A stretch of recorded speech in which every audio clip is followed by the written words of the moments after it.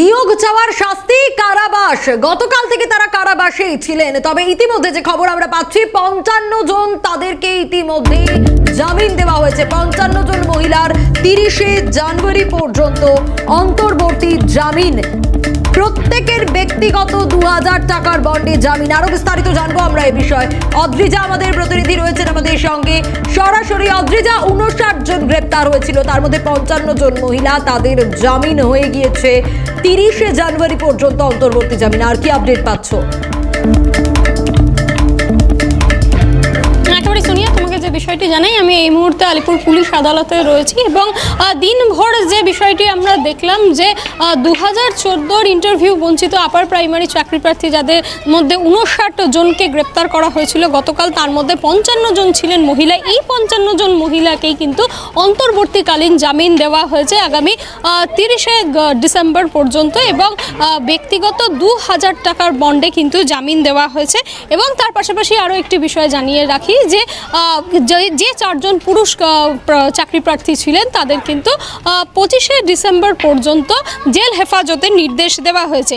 এবং তার পাশাপাশি আমার সাথে এই মুহূর্তে রয়েছেন চাকরি প্রার্থীদেরই আইনজীবী জয়ষ্ণু বসু, তার সাথে কথা বলবো। দাদা, প্রথমে যে বিষয়টি জানতে চাইবো যে আমরা দেখি যে অন্তর্বর্তীকালীন জামিনে সাধারণত কোনো ডেট দেওয়া হয় না, কিন্তু এক্ষেত্রে এই ডেটের বিষয়টা যদি একটু পরিষ্কারভাবে বুঝিয়ে বলেন। সব কেসেই ডেটের ব্যবস্থা থাকে। অন্তর্বর্তীকালীন জামিন মানে হচ্ছে এটা কাঁচা জামিন, অ্যাডিন্টারিম বেল, মানে 21 তারিখ পর্যন্ত বেল। একটা কন্ডিশন আছে যে ওই জুডিডিকশন মানে কালিকার জুডিডিকশনে ওনারা ঢুকতে পারবেন না। এই সময়ের মধ্যে যদি এরা কোনো কন্ডিশন ভায়োলেট করে বা কোনো অ্যাডভার্স রিপোর্ট থাকে, তখন সেটা 21 তারিখে 30 তারিখে গিয়ে 30শে জানুয়ারি, ওটা 30শে ডিসেম্বর নয়, 30শে জানুয়ারি পর্যন্ত ডেট দেওয়া হয়েছে। 30শে জানুয়ারিতে এদেরকে অ্যাপিয়ার করতে হবে এবং ওনারা কন্ডিশন ব্রেক যদি করেন তাহলে সেটা নিয়ে হিয়ারিং হবে, না হলে বেলটা কনফার্ম হয়। এর পাশাপাশি আরেকটি বিষয় জানতে চাইবো যে 25শে ডিসেম্বর, যেটা আমরা শুনলাম যে 25শে ডিসেম্বর পর্যন্ত জেল হেফাজতের নির্দেশ, তার পরবর্তীকালে তাহলে প্রসেসটা কি দাঁড়াচ্ছে? সেই 25শে ডিসেম্বরে এই 4 জনের জন্য আবার ফার্দার বেল হিয়ারিং হবে। আমরা বেল পিটিশন দেবো, দিয়ে হিয়ারিং করবো। তারপর যদি ওনাদের অন্তর্বর্তীকালীন হয় তাহলে হয়তো 30 পর্যন্ত থাকতে পারে। আর যদি অন্তর্বর্তী না দিয়ে যদি ওটা কনফার্ম বেল হয় তাহলে একটা নতুন ডেট পড়তে পারে। সুতরাং বেল আমরা তো প্রেয়ার করছি। বেল এখন সাহেবের হাতে, উনি বুঝেছেন যে এই মহিলাদেরকে জামিন দেওয়া উচিত। মহিলাদেরকে অন্তর্বর্তীকালীন জামিন দিয়েছে। পুরুষদেরকে উনি পিসি রিজেক্ট করেই জেসি দিয়েছেন। পিসি প্রেয়ার ছিল 30 তারিখ পর্যন্ত, 30 তারিখটা রিজেক্ট করে উনি জেসিতে রেখেছেন 2 দিনের জন্য। 2 দিনের পরে আবার হিয়ারিং হবে, তখন ফার্দার প্রসিডিংসটা আমরা বলতে পারবো। তাহলে সোনিয়া, তুমি দেখতেই পারছো যে মাফ করবেন, 30শে ডিসেম্বর নয় 30শে জানুয়ারি পর্যন্ত এই অন্তর্বর্তীকালীন জামিন নির্দেশ দেওয়া হয়েছে। এবং তার পাশাপাশি আমাদের সঙ্গে এই মুহূর্তে রয়েছেন আপার প্রাইমারি চাকরি প্রার্থীরা, যারা ইন্টারভিউ বঞ্চিত। একটু জানতে চাইবো কেমন লাগছে এই 55 জন যে অন্তর্বর্তীকালীন জামিন পেল? এটা আমাদের ভালো লাগছে, কারণ অনেক ছোট ছোট বাচ্চা কাচ্চা আছে বাড়িতে, কান্নাকাটি করছে, 6 মাসের শিশু পর্যন্ত আছে। তা আমাদের খুব খারাপ লাগছে যে আমাদের আরও 4 জন যে সহপাঠী আছে, সহবোন সহযোদ্ধা, তাদেরকে জামিনটা হয়নি। এবং আপনাদের জানিয়ে রাখি, ওদের সঙ্গে কথাও হয়েছে এক পোস্তর, যে 4 জন আমাদের চায়ের দোকানে চা খাচ্ছিল, তাদেরকে অ্যারেস্ট করে আজকে এইরকম পরিস্থিতিতে দাঁড় করিয়ে দিয়েছে।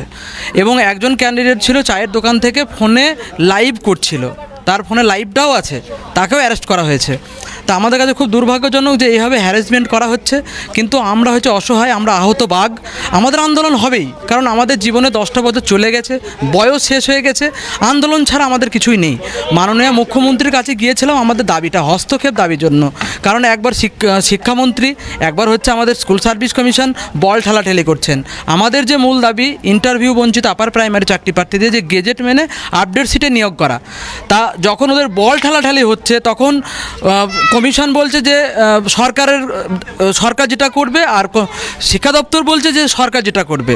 অর্থাৎ আমরা জানি যে মাননীয় মুখ্যমন্ত্রীর কাছে গেলে আমাদের এই আপডেট সিটের যে দাবিটা এটা পূরণ হবে, তাই আমরা গিয়েছিলাম। কিন্তু আজকে যেভাবে 48 ঘন্টা আমাদেরকে হ্যারাসমেন্ট করা হলো, 4টি সহযোদ্ধা এখনও পর্যন্ত তারা কোনো রকমভাবে বিশৃঙ্খল কিছু করেনি। এটা সত্যি ন্যাক্কারজনক, ধিক্কারও জানাই। এবং শিক্ষা ব্যবস্থা এইভাবে যে আঘাত নেমে আসছে, সেটা অবসান হওয়া উচিত। পাশাপাশি আরও একটা বিষয় জানতে চাই, জানাবো তোমাকে।